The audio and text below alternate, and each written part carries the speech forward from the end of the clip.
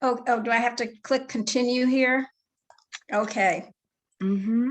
Well, thank you very much, Jennifer, and thank you so much for having me be as a part of the Wellfleet Library.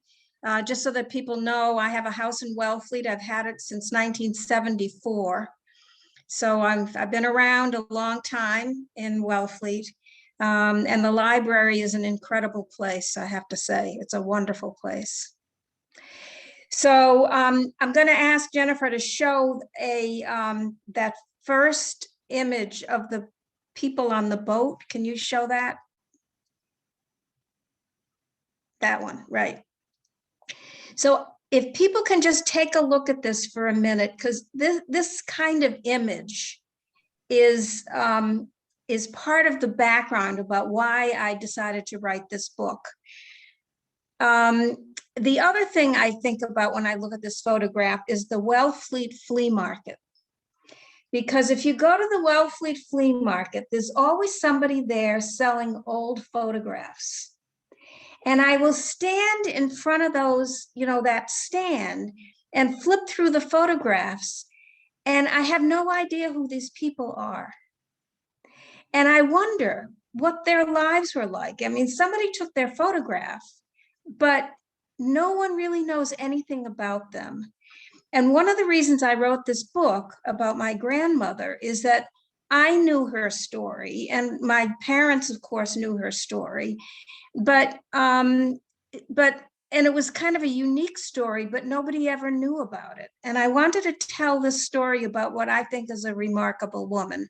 So when you look at pictures of people staring out in hope, that's what I think about about my grandmother. So we can take down that photograph if good. Okay. So people ask me why I decided to write this book about my grandmother. When I was growing up, I would sit and hear my father and my aunt and my uncle and talk about what it was like when they were growing up. And they grew up in Wilmington, Massachusetts, which some people don't know where it is, have never heard of, but it's north of Boston. And they grew up in very difficult circumstances. They were children of immigrants, and they lived through that period where immigrants came here for a new life. So the story actually begins in the Russian Empire, where my grandmother lived in an area around Vilna, Lithuania. It was Vilna, Lithuania at that time. And her father, my great-grandfather, was a peddler, as so many other immigrants were peddlers. And one of the things that one day he went with his buggy and his horse, selling his wares from his wagon. And he stopped in a tavern. And this is actually a picture of a tavern in the Russian Empire. And I always wondered, when I was a kid, I heard these stories, I think, what was a man doing taking his daughter, his young teenage daughter, to a tavern? Well, it turned out, I learned through some of the reading that I did, that many of the taverns, like 60% of the taverns in the Russian Empire, were either owned or operated by Jews. It was one of the few businesses that they could participate in either owning it or managing it. And the taverns were places that everybody came to. So you can see the man behind the counter there is a Jew, because he's got the side locks, the ear locks. There's also the woman standing next to that counter is a peasant. The person sitting in the front with the hat on, with the high black hat, that's a Cossack. And the Cossacks were the sort of the engines of the Tsar. And they were the ones that both kept the peace and incited people to riot and hurt people. And there's a child sitting in the back. There's a man and a child sitting. And they also served the aristocracy. And the woman that's smoking with the hat on may have been a member of the aristocracy. And if you look to the far, well, on my screen, it's the far right, there's an opening and it looks like there's a bed. And so some taverns also had places that people could sleep. So a tavern was not the way we think of a tavern, that it's a bar that you go to and you drink, although people were drinking. It was really a community gathering place. And so it was very natural for a man to bring his children or child or wife or anyone into one of these taverns just to have a seat and take a little rest. So the story is that when my grandmother, whose name was Rebecca Warnick, and her father, Simon Warnick, were in a tavern, and she was just a budding adolescent, maybe 13, maybe not quite 14. And one of these Cossacks came up to her and started to, I don't know, I never heard the words about exactly what happened. It was like he was too aggressive, he got too close, but he was probably trying to accost her in some way that made her feel really uncomfortable and vulnerable. And so she slapped his face. Now, at that time, if you did anything against a Cossack, you could be dead in an instant. That was an affront to the Cossacks, and they had huge amount of power. For some reason, she was in this tavern. It was in the middle of the winter, and she didn't have any shoes. So she ran home. I don't know how many, maybe a mile or two, to come to her shtetl, the little village where she lived, to find safety, because she was afraid that she had done something really bad because she had slapped this Cossack. So shortly after that, I think we can take down this photograph. I think it kind of gives the image of what it was like in these. And if anyone has actually watched Fiddler on the Roof, do people know Fiddler on the Roof? There's a scene in Fiddler on the Roof where everybody's dancing in a tavern. There's the Jews and the peasants and the Cossacks. So this was the way life was, or a piece of life. But it was shortly after that her father, Simon, my great-grandfather, decided it was probably time to leave Russia. And this was in the late, it was in probably 1888, because they arrived here in 1889. So my great-grandfather came first, and then my grandmother, Rebecca, with a number of her sisters, then followed, and they ended up settling in Boston. Now, they came through New York, but they ended up settling in Boston's North End. I don't know if people know the North End, but everybody now thinks of the North End as the Italian section of Boston. But actually, before the Italians were there, the Jews were there, and then the Irish were there before that. And each ethnic group that emigrated from different countries, it was a common place for people to settle in the Boston area. And then, of course, they moved out to different parts of Boston and to the suburbs. So Rebecca and her sisters actually shortly got on a train to go to Gloversville, New York, because there's a term called a landsman, which is like a countryman who was in the leather business and had a glove making business in Gloversville, New York. So they got on a train and they went to Gloversville, where they learned how to make gloves. Again, and when people think of Jewish immigrants, a lot of people think of the Lower East Side in Boston and the garment industry and making shirt waists and shirts and dresses, but they learned to make gloves.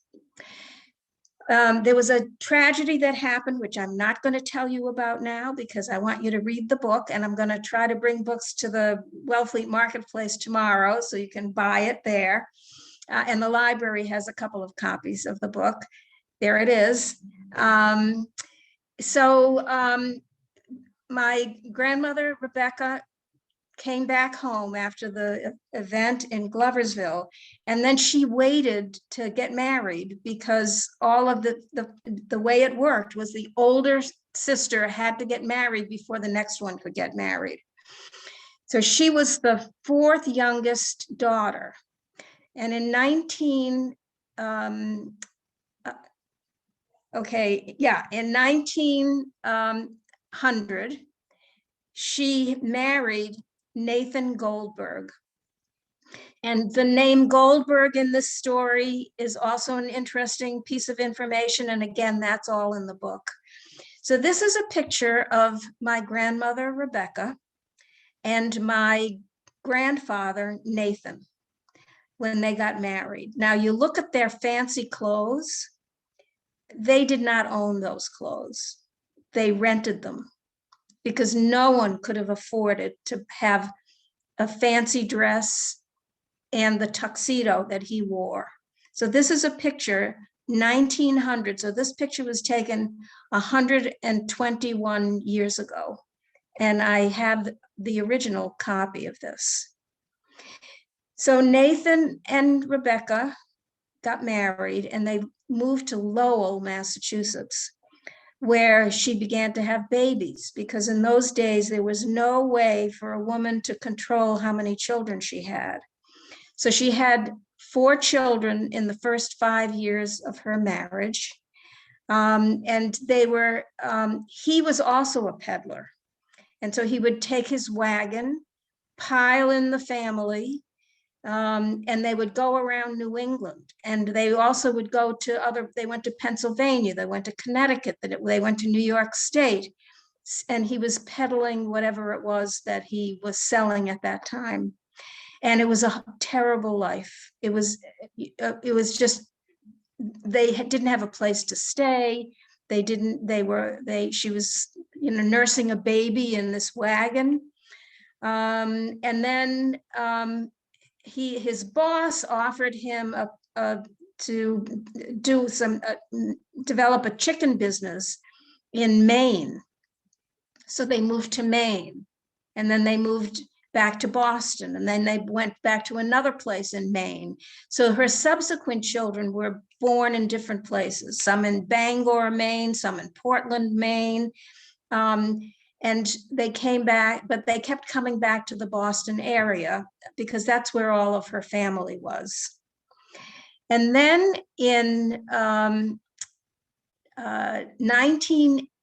probably about 1915.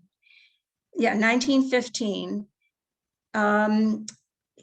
Nathan, my grandfather, met a man who was selling land in Wilmington, Massachusetts.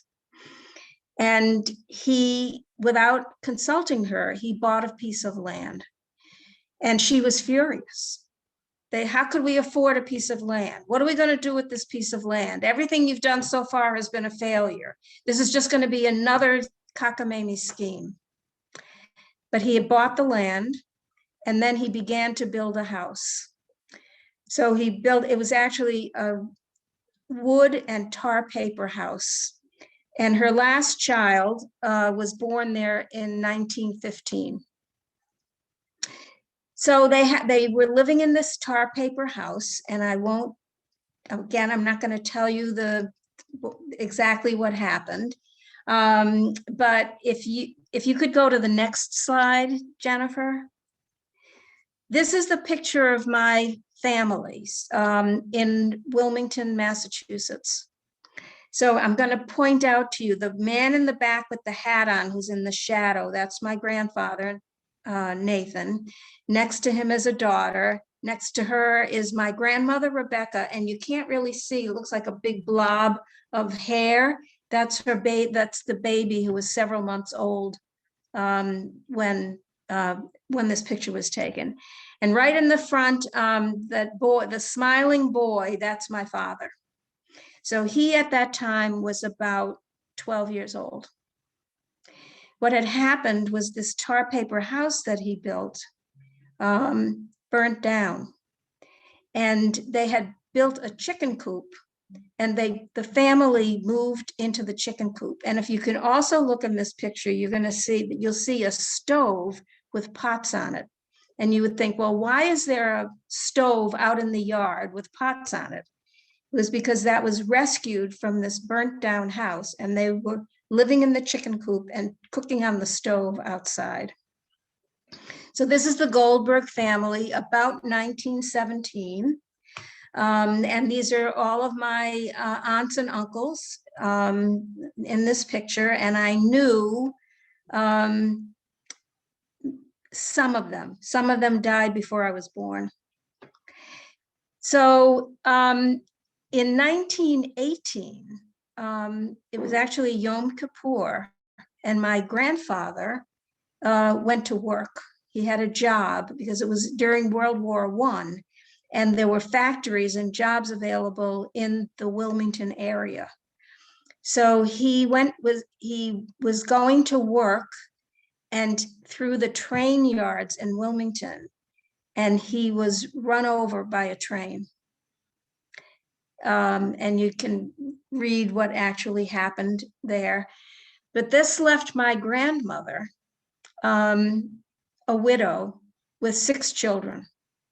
The oldest was 16, my father was 14, and the youngest was 2.5. She had been raising chickens and had a chicken roost where she would pack eggs in a suitcase and carry them on the train with a kid in one hand and a suitcase of eggs in the other, travel into Boston on the train, make her rounds to family and friends. And that was one way that she was earning some money. And she also grew vegetables, so she would sell vegetables. And then one of her customers said to her, Becky, you know, Prohibition is coming, because everybody knew that Prohibition was coming. So this was in 1919, and the next slide, Jennifer, is says U.S. is voted dry. So this is January 16th, 1919. This was the headline when there had to be a certain number of states that ratified a dry amendment, meaning that no alcohol could be produced, sold, traded, except under certain circumstances. And so, and people, if you read this this headline, states were competing to be the state that pushed the prohibition law over the line. And Nebraska, it says Nebraska noses out Missouri for the honor of completing the job of writing the Dry Act into the Constitution. So in 1919, it was voted as law that Prohibition was voted into the law, and on January 1st, I think it was 1920, it became the law. And when people read about or hear about Prohibition, they hear about the crime syndicates. They see pictures of, you know, barrels of alcohol being, you know, smashed and dumped into the drains and on the streets. They think of speakeasies. They think of, you know, women in dresses, flapper dresses. And that's what we know about. But underneath that, there were many thousands of people who were making alcoholic drinks on the side and selling it just to put food on the table. And was my grandmother. So in 1920, in January, or maybe a few months later, my grandmother bought a bottle of pure alcohol that one of her egg customers had been making in the basement of his tenement house. And she brought it home on the train, and then she began to mix it with things to make it drinkable. And then she sent the word out that she was selling alcohol. So that was the beginning of her breaking the law. She had a choice that she had to make. She could either break the law or feed her children. So she decided that she had to feed her children. And that's what she did. So she did that for about 5 years. And then you can go to the next, Jennifer, the next, yeah. And then she got caught. And this is the newspaper headline from August 11th, 1925. And she wasn't alone. There were lots of other people that were selling, illegal alcohol. And the federal government, they passed the prohibition law, but they did not in any way figure out or plan for how they were going to enforce the law. So for the first numbers of years of prohibition, it was just a free-for-all, because nobody could, there was not enough money to support finding people and bringing them to trial. So towns began to hire what they called spotters. These are hired detectives that they basically were hired to entrap people. And so they went around to different places and they tried to buy bottles of alcohol. And she was always very cautious about who she sold to. But some spotters came to her house, wanted to buy something, and she got caught. She was brought before the judge. By the way, notice that this newspaper in 1925 was 2 cents. So that tells you something about how prices have changed since 1925. She went before the judge. Her family in Boston hired a lawyer for her.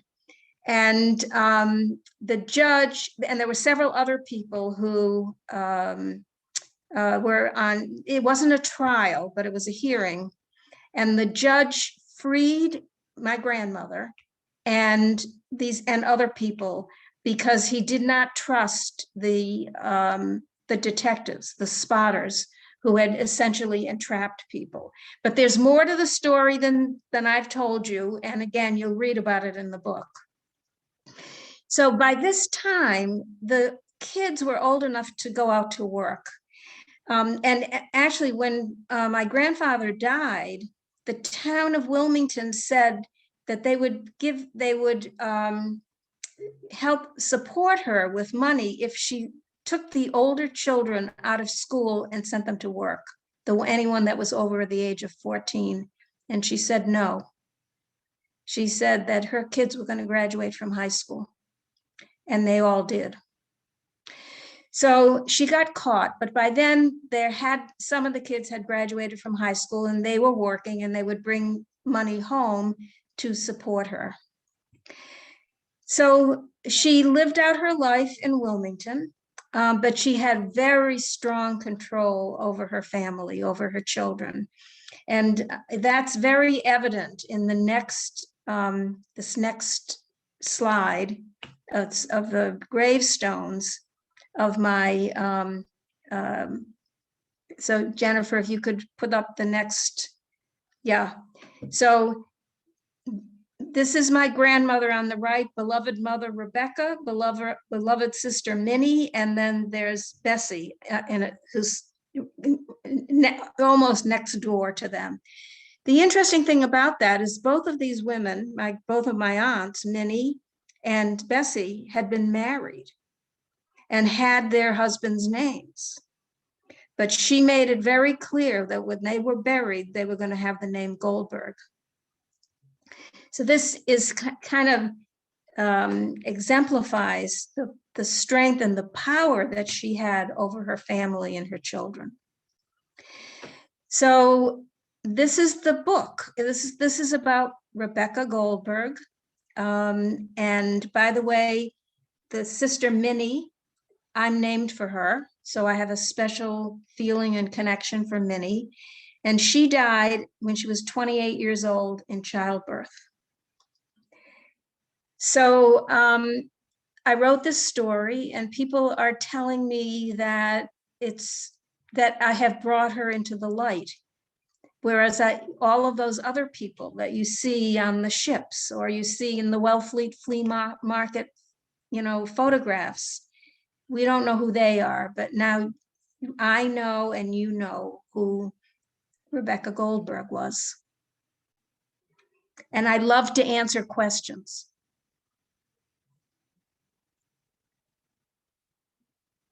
Anybody have any comments, questions, thoughts?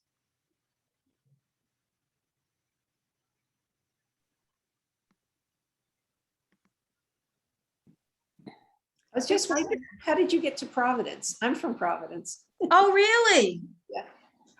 That's a really excellent question. Both sides of my family actually lived in the Boston area. My father in Wilmington and my mother in East Boston and then Mattapan. But during the Depression, my father couldn't get a job.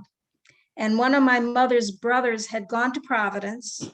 I'm not sure what brought him there, to open a scrap rubber business, scrap tires. And he offered my father a job, and so they moved to Providence. And so that's where I grew up. Where in Providence are you from, Kirsten? The east side. Okay, I grew up in South Providence, which many people don't know about or know much about. Somebody in the chat asked if you knew your grandmother. I did not know my grandmother. She died. She died in 1940, and I was born in 1938. So I was about 18 months old when she died. I did meet her once, but I don't remember.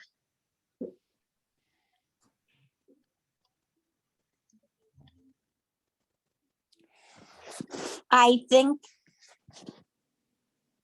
can I make a statement? Yes. I think that there was something about the women of that generation, that they were extraordinarily strong. Both of my grandmothers supported the family in their own way. One was a peddler on the Lower East Side, and one owned a fabric store. And it was what women did then. They took charge and protected their children and their family. Right. I think you're right. And one piece of that is that many, especially in very religious families, the men would be studying.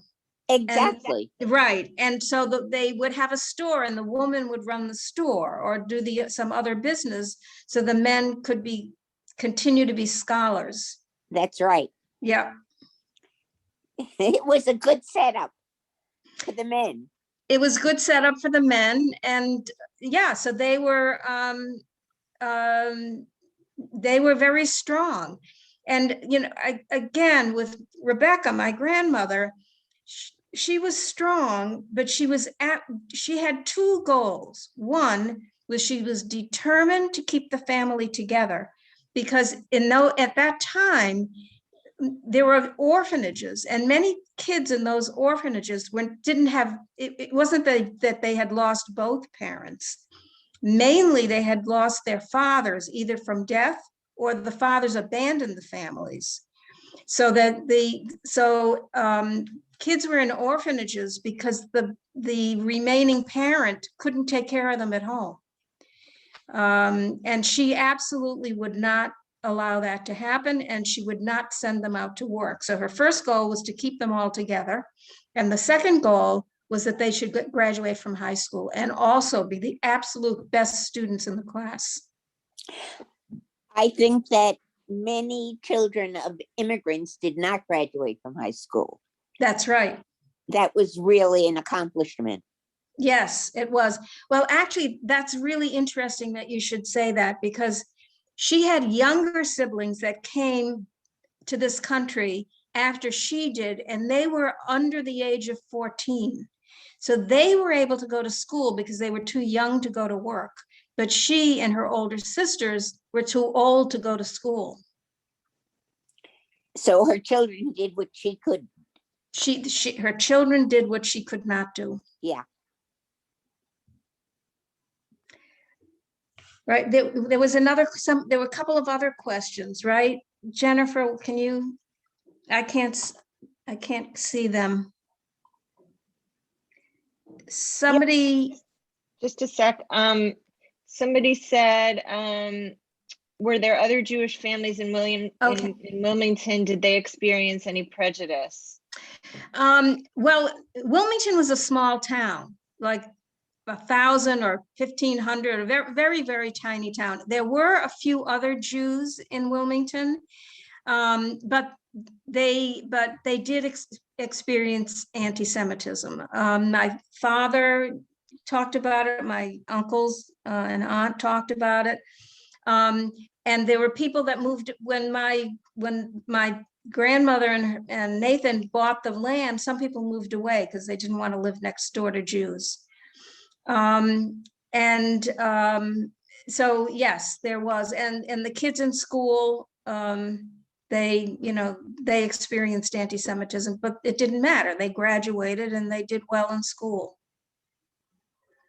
Right. This person said that their grandmother also came from Russia and ended up in Chicago, and all of her sisters except one ended up settling there.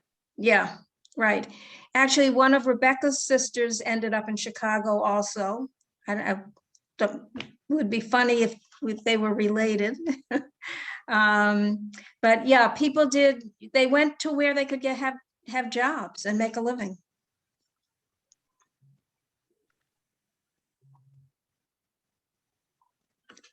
Any other questions? Any other thoughts? Why did you write this book, Marian? Well, my father and my uncle both wrote their autobiographies. And so my father was the next oldest. And when his father died, he became the man of the family. Basically, his mother said, "You're now the man of the family," at 14. My uncle, who was the youngest one, was 2.5, I think I said, when his father died. So he never knew his father. And I interviewed my Aunt Lena, who was the only remaining daughter. And they would talk about their lives. And so my father and my uncle wrote their autobiographies. And I always had it from, I don't remember when I began to think about this, that their books were not really publishable. They just were not. They just sort of went on and on. There were rants about this is what I went through and this is how terrible it was, that I thought I would combine what they wrote and write a book about them. But then I realized that who I had to write about was their mother. Because if it weren't for her, they would never have made it to graduate from high school. Mm-hmm. And to stay together in the family. Mm-hmm. So I decided, that was a big aha for me, that I really needed to bring her story. I figured that my father and my uncle had written about their lives. They told it in their voice and how they wanted to say it. And my job was to write about her. And I learned a huge amount and gained because actually it brings up another issue, and that is that in each of their autobiographies, there were only of the hundreds and hundreds of pages that they wrote, I pulled out all of the quotes that they said about her, and it was only 3 or 4 pages. So that meant that I had to take those small amounts of information that they had said and then start from the beginning and do all the research. So do all the genealogical research, the immigration research, what life was like for immigrants in this country, the North End, and what it was like in the 19th century, how people got from one place to another, prohibition, of course, women's health issues, and Mhm. how people, what caused people to die, young and old, accidents, illnesses, Mhm. that today are not. I mean, certainly people do die of illness, and well, we have COVID, but I learned, how people died and things that people would not have died. For example, my aunt, for whom I'm named, she died in childbirth. Highly unlikely that that would have happened today. So, so that's put me on a whole journey of learning. And I walked, I would walk from the places where they lived and where they worked, and, visiting the cemeteries and trying to find graves, just to put flesh around this story. Mhm. Well, you can tell that you did it with an incredible amount of love and care. I really felt the personal narrative of Rebecca come through. And I also found it to be a story about women, and a story about women's choices and the situations that they found themselves in, which I mean, you very, very briefly mentioned, birth control or the lack thereof, and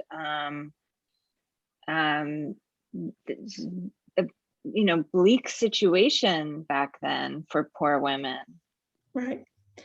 Right. Poor, I mean, rich women may have been able to have access to a doctor, may have had access to information, but there was also something called the, I think it was the Comstock That's Act. correct.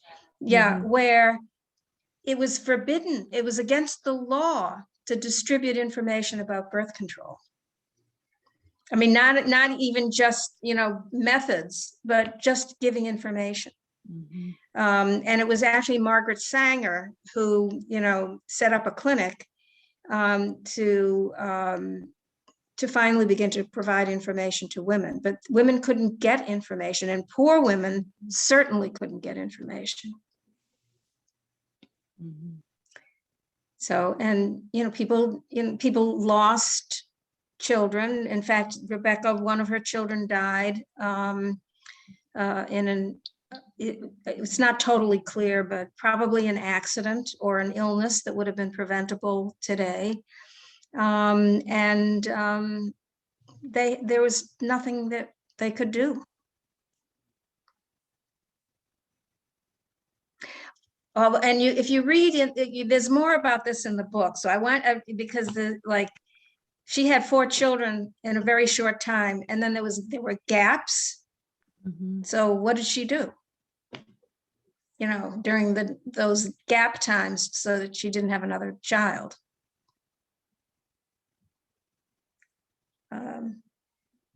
So I don't know, but we've come, it was a very different world and time.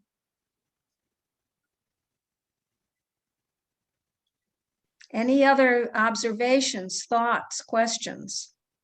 Yeah, I actually have a question. Thank you a lot, Marian, for your presentation and for the book. It's really unusual, I guess, today when people share stories from maybe like the beginning of 20th century. I learned something new for me. I knew before that there were big waves of immigration from the Russian Empire, and I thought that the first one was maybe around 1950s when the first revolution in Russia happened. But you said that your family immigrated in, I guess, 1888, something like that. My grandfather came in 1897. Then my grandmother came in 1889, and then the rest of the family came in 1890. But that was while the Russian Empire was still intact. the revolution was much later than when my family came. And many Jews came at the end of the 19th and very early 20th century before the revolution. Okay. Does that answer you? Is that? Yeah, It yeah, was- actually. Yeah, It- sorry. They came over because of the pogroms. Do you know, Vladimir, do you know what a pogrom is? A pogrom is where Jews were attacked. And I mentioned the Cossacks, earlier, and it was often the Cossacks would either start, burning down villages and killing Jews, or sometimes just the peasants would do that.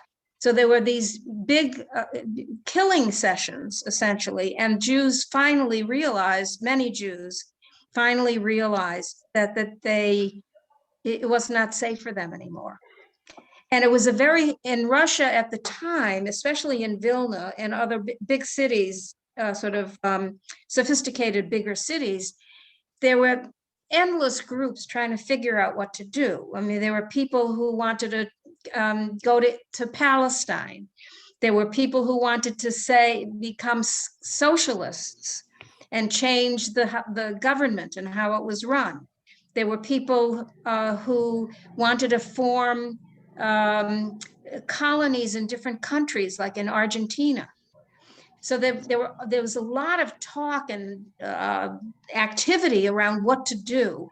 Some people came to America, some people tried to go to Palestine, some people went to Argentina, some people stayed in Russia. And unfortunately, many people who stayed died in the Holocaust. In fact, I only recently learned that my grandfather, who had no family here, his family had stayed in Russia, and only one brother of his survived, and all of the family, only one brother survived the Holocaust. So they came because there was no alternative, and America was a dream. It certainly wasn't easy once they got here, and there was anti-Semitism, but at least they weren't being murdered. Does that answer your question? Yeah. Yes, it is. Actually, I just wanted to mention that I guess maybe a few years ago, a very good documentary was issued about Jews. I know that it's in Russian. I'm not sure if it's translated, but if you're interested, I can share it with you. I would I don't speak Russian, unfortunately, but I would be very happy to look at it if you can get me the information. Okay, sure. How could I get in touch with you? You have my email because of the when you signed up for this, it sent you my email. So you could just send it to me and I can forward it to Marian. Okay, yeah, thank you. That would be great. I thought somebody else had something that they were going to say. I don't know.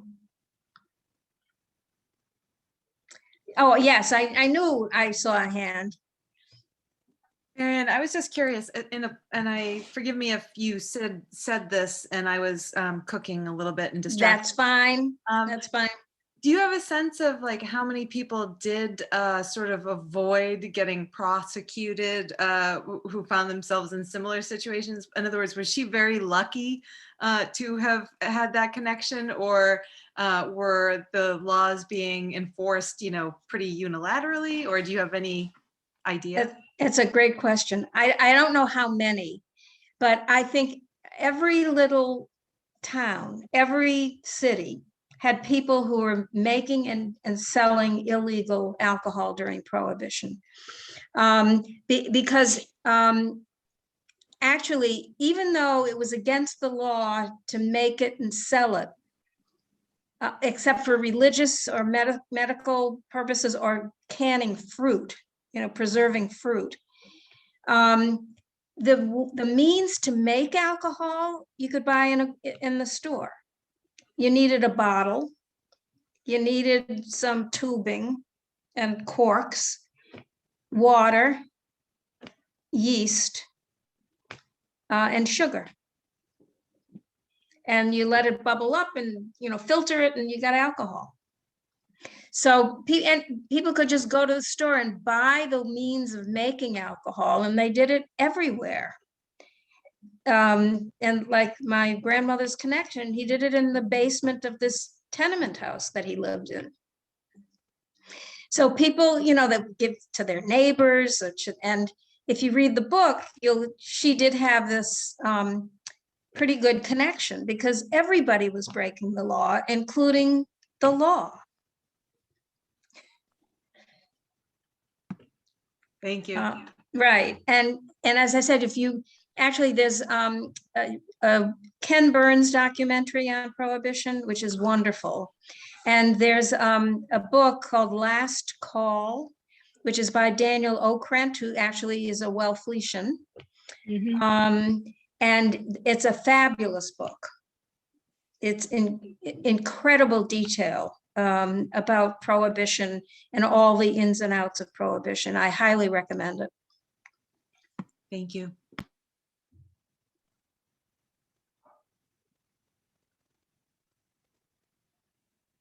Oh, and I just want to add to that, because, Barbara, you said that there was near where you are, there was somebody making alcohol in. That's right. Shack, right. And, if you think of the coastline of the United States, how many endless coves and little inlets are there? Because ships would park 2 miles outside of the the shoreline, and little boats would unload alcohol from the big boats and take it into every single little cove around, including the Cape. Well, I live right near Pamet Harbor. Oh, okay. Yeah. Right. So it was everywhere. Mm-hmm.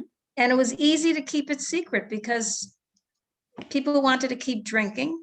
People wanted to keep making it and selling it. And it was really all, and actually when the federal government did begin to, put some money into it, like with Elliot Ness was hired, years had already gone by.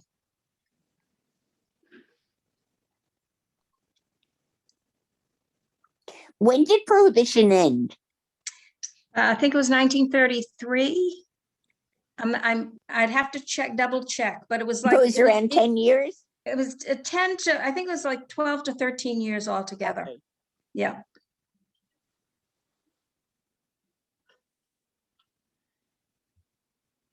It's a very interesting story.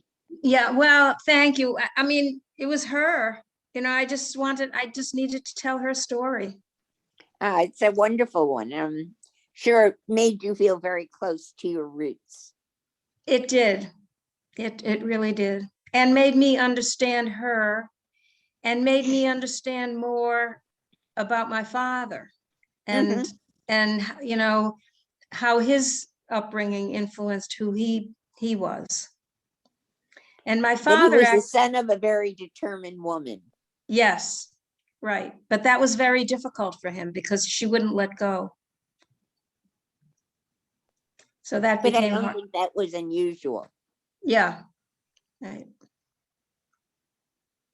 But it gave me huge respect for her, for my father and my other relatives, and the people in that generation, and the women of that generation. Yeah.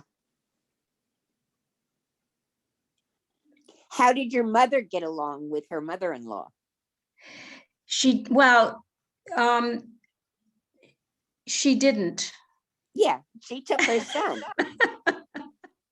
Yeah, well, there's a whole other story around that, but there was distance between my father and his mother and the rest of the family. And I don't want to reveal that. It's in the book. But, Okay. but it was more that my grandmother really didn't want to have anything to do with my mother, who was the most, I have to say, my mother was the most wonderful person. She got along with everybody. Yeah, but she took her boy. She took her boy, that's her, and her older boy. Hmm.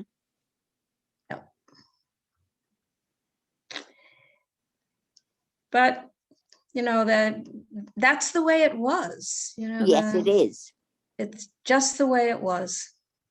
And estrangement within families was not that unusual. Right, right.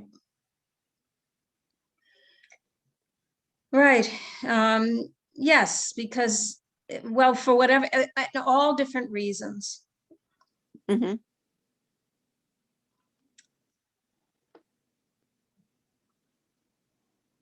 So any other comments or thoughts or questions? Happy to answer them.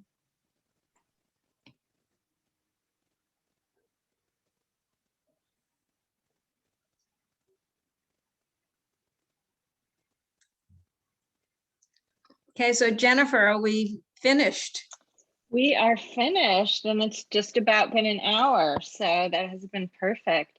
Thank you so, so much, Marian. This has just been wonderful. Again, the book is called Prohibition Wine. We have 2 copies here in the library. And Marian's going to be going to the Wellfleet Marketplace tomorrow to be dropping some off there for sale so that you can get your own copy. It's an absolutely fascinating read. It has everything from, you know, Russian history, Russian Jewish history, Massachusetts history, women's history. It's an incredible and super interesting read. And I'm so happy that you're here with us. I'm so happy that all of you are here with us in our extended Wellfleet Library meeting space. And I hope that next summer it will be back in our regular room. That being said, it's always so lovely that when we have these types of meeting spaces, we get to have visitors that otherwise would not be able to come and join us for these wonderful programs. So thank you all so much for coming, and thank you, Marian. This has just been terrific. Well, thank you. It's been just a pleasure for me to be here and to see all of you. Thank you. Thank Take you. care, everybody. Bye-bye. Good night. Good Thank you. night. Good night.